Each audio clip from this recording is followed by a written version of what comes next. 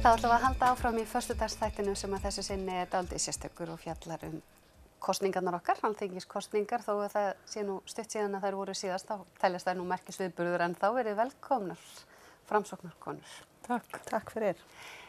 Kannski fyrsta sem að, og kannski er það leiðilegt að það sé akkurat að fyrsta sem manni dettur í huga en það hvað er framsóknarflokkurinn þegar það er engin Sigmundur?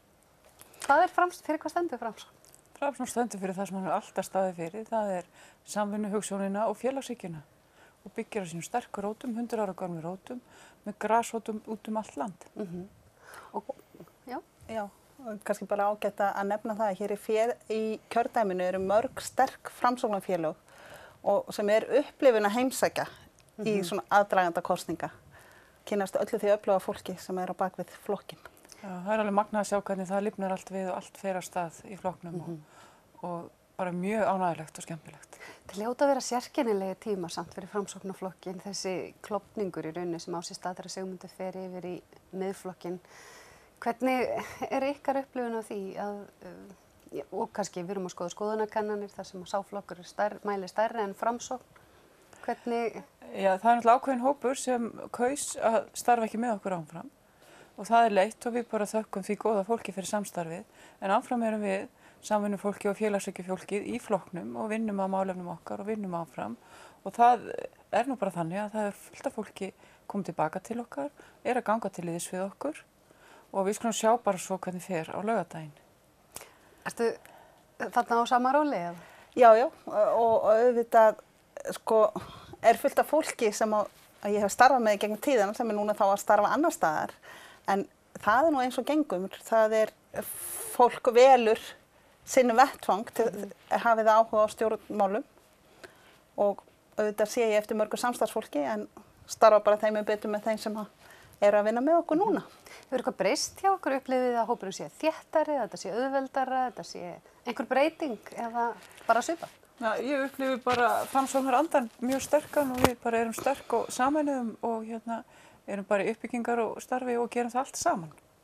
Ég upplifi hópinn mjög þétta núna. Auðvitað vorum við búin að gangi í gegnum erfiðleika tímabili í ár og þetta kannski úr því sem komið var, þá svona ákveðin uppbygging hafin.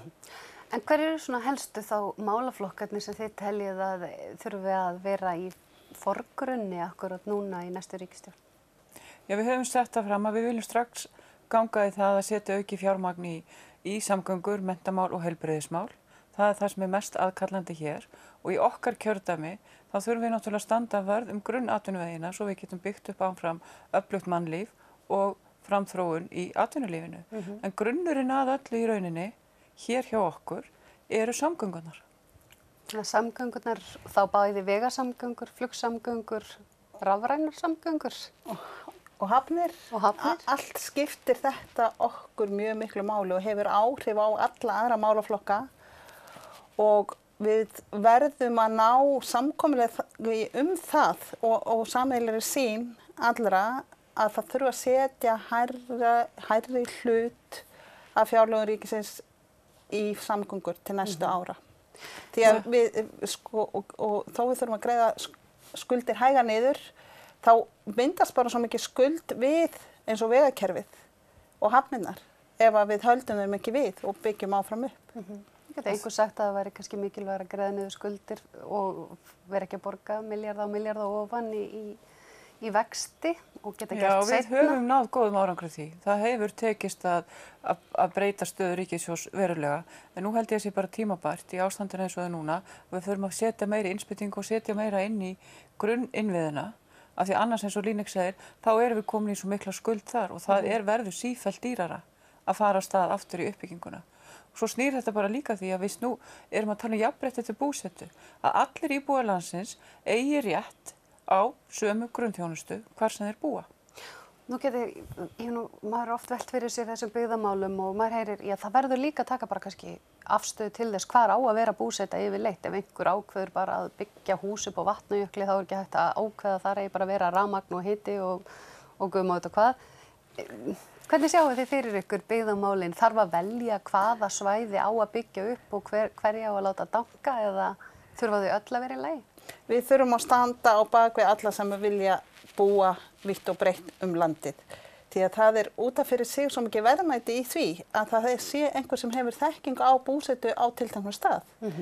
Og af því að Þórunn nefndi þessa grunnatvinnuvegi, landbúnað, fiskveiðar, ferðaþjónustunum sem að byggjast upp og síðan þurfum við náttúrulega að byggja upp þekkingarstörf tengd þessum atvinnugreinum og það það sem við þurfum virkilega að standa okkur betur í hérna. Og til þess þurfum við rannsóknir og gótt aðgengi að námi allt land. En hvað með nú mikið talað þessa 4. iðnbyltingu? Hvernig sjáu þið fyrir ykkur hlutverk Alþingis í því samhengi? Já, við náttúrulega í Framsóknarflokknum höfum verið mjög áhugasöm uppbyggingunni og framþróun í menntamálum. Við náttúrulega, ef við lítum til söguna, þá höfum við átt stóran þátt þar inn og ég vil benda á til dæmis að við vorum hér á fundi fólksins hér á Akureyri. Þá vorum við með mjög áhugaverða fyrirlestur og samtal þar einmitt þennan þátt. Og fyrir ári síðan þá settum við að stað menntamálahóp sem að vinna að því hvaða stefnu við þurfum að taka í menntamálum, að því við þurfum virkilega að búa okkur undir það sem við erum að fara inn í, að því í rauninni þá þekkjum við svo lítið af því í dag. Á ríkið að vera í einhvers konar forgrunni þegar kemur að því að nýta rafræn samskipti til bæði atvinnu og samskipta og atvinnu uppbyggingar án staðsetningar? Það þurfa... Já, það held ég að hljóti að vera þannig. Að ríkið getur stýrt því. Það eru ákveðin störf og það eru ákveðin stofnanir sem geta auðveldlega verið út á land og starfa og það hefur sýnt sig að það gengur alveg ágætlega. Raunin hefur verið svo að störfum hefur fækkað á allt mörgum stöðum og ríkið hefur verið að taka til sín störf og færa til og þau hafa sogast of mikið á Suðvesturhorni. En með því að við höfum verið í því að byggja upp ljósleiðara landið og tengja landið allt saman og þá erum við, núna fyrst að getum við fara að tala það að við erum í rauninni að tala störf án staðsetningar með raunhæfum hætti. Kannski hefur það ekkert verið það því að allt á mörgum stöðum hafa þessi mál bara ekkert verið í lagi.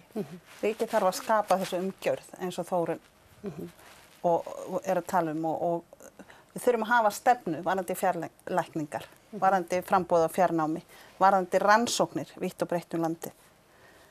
Þannig tryggjum við vöxt landall. Og tala nú ekki raforkuna, hún nú aldeilis mikið til umræðu, hvort heldur sem aðgengi að þriggja-fasa rafmagni eða bara nægu rafmagni. Hvernig sér Framsóknarflokkurinn fyrir sér að vinna í þessu mál? Já. Það mjög mikilvægt að þróa dreifikerfi raforku og það mjög mikilvægt að taka tillit til umhverfissjónarmiða en við þurfum að ná að búa til umgjörð, laga umgjörð og umgjörð það ferli sem þarf að fara í gegnum í áætlunargerð og mati á umhverfisáhrifum þannig að hlutinni geti gengið betur fyrir sig heldur en þeir hafa gert síðustu 10 árin. Ég er með spurningu, það eru áhorfendur sendi inn einhverjar spurningar og hérna ein.